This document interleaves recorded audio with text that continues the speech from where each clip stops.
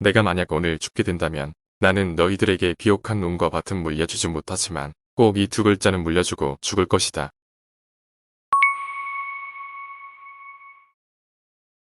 나는 벼슬을 통해 너희들에게 논밭은 물려주지는 못했지만 오직 두 글자로 된 영험한 부적을 너희에게 주려는데 이 부적이 있으면 틀림없이 생계를 유지하고 가난을 면할 수가 있을 테니 너희는 결코 이것을 가볍게 여기지 마라. 내가 주는 한 글자는 근이고 또 다른 글자는 검이다. 이 두 글자는 비옥한 논밭보다 좋은 것이고 평생 써도 끝이 없는 것이다. 근이란 무엇을 말하는가? 이것은 오늘 할 수 있는 일을 내일로 미루지 말고 아침에 할 수 있는 일을 저녁으로 미루지 말고 맑은 날에 해야 할 일을 비 오는 날까지 끌고 가지 말고 비 오는 날 해야 할 일을 맑은 날까지 끌고 가지 않는 것이다. 늙은이는 자리에 앉아 감독할 일이 있고 어린 아이는 다니면서 윗사람을 모시는 일이 있고 젊은이는 힘쓰는 일을 맡고 아픈 사람은 집을 지키고 부인들은 사경까지는 잠들지 않아야 한다. 이렇게 집안의 남녀노소가 모두 놀고 먹는 사람이 없도록 하고 한순간도 한감이 없는 것을 근이라고 한다.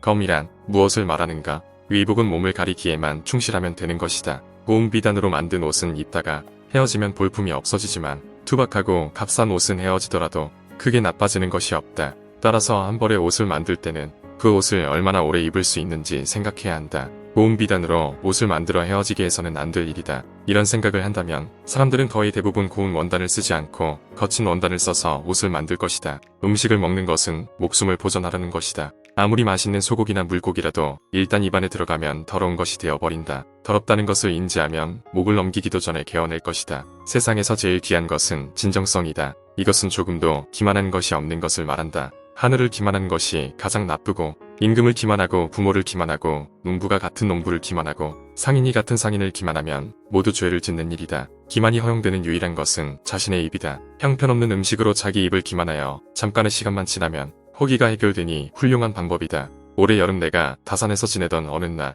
상추에 밥을 싸서 삼키라는데 어떤 손님이 물었다. 상추를 쌈으로 먹는 것과 김치로 만들어 먹는 것에는 어떤 차이가 있습니까? 나는 이것은 나의 입을 속이는 방법입니다 라고 답했다. 매번 음식을 먹을 때에는 이 방법을 떠올려라. 결국에는 변소에서 큰일 보는 일에 충성을 바치는 일이 될 뿐이다. 이러한 사고방식은 당장 궁핍한 생활을 해결하는 방안일 뿐 더러 돈 많고 권세를 떨치는 부잣집 양반들이 집안을 경영하고 자신을 규율하는 방법이기도 하다. 이 두 글자 근과 검을 제외하고는 어떤 더 좋은 규율도 없으니 너희들은 가슴 깊이 새겨두도록 해라.